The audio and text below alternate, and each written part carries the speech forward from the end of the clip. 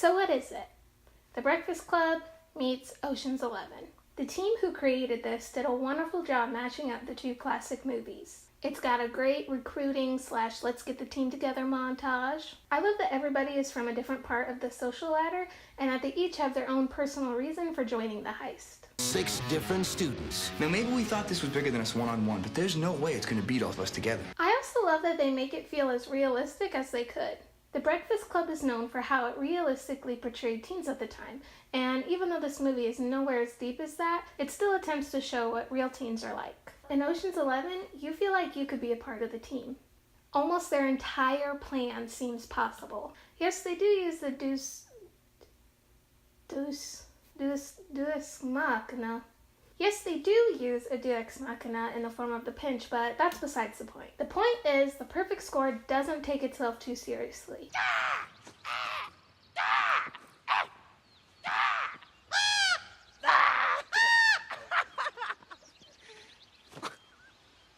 You've assembled a crack team, Chief. Well, what was I supposed to do, Maddie? It knows what it is and isn't just your typical thrown together teen movie that you're used to seeing in recent years. The cast!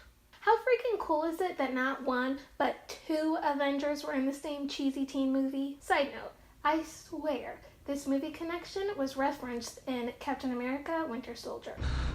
Zola taught Hydra how to read it.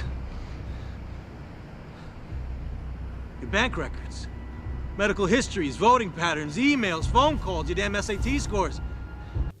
Coincidence? I don't think so. Chris Evans does a wonderful job leading this cast and feels like a young, charismatic Danny Ocean. The impact! This is exactly the type of movie I would like to make someday. Yes, I would mostly like to work on horror or documentary films, but if I only had one chance to make a movie, I would 100% choose this genre. 1. It's a teen coming-of-age movie. 2. It's a heist movie. 3. It's got an ensemble cast that works so well together. And most of all, 4. It's a timeless idea set in a specific era. The big picture is school is hard. Life in general is hard. And there's usually one big thing that could infect. Life in general is hard. And there's usually one big thing that could affect your entire future. You're down on 1140? This is as bad as me, man. What'd you tell your parents? I lied. You've never been so proud, son. Look at 143, that's what I scored. The film asks, if you had the chance to get yourself to where you want to be, what would you do in order to get yourself there?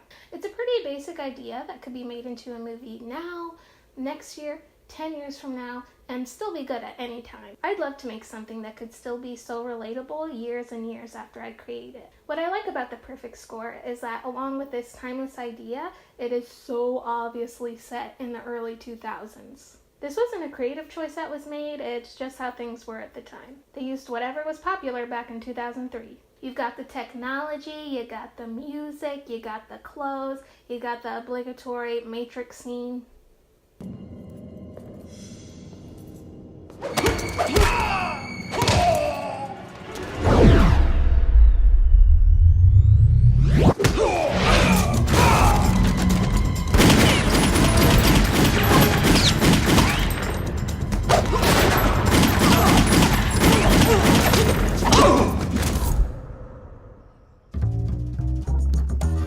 In the end, despite its flaws, The Perfect Score is a perfect mashup of popular film genres.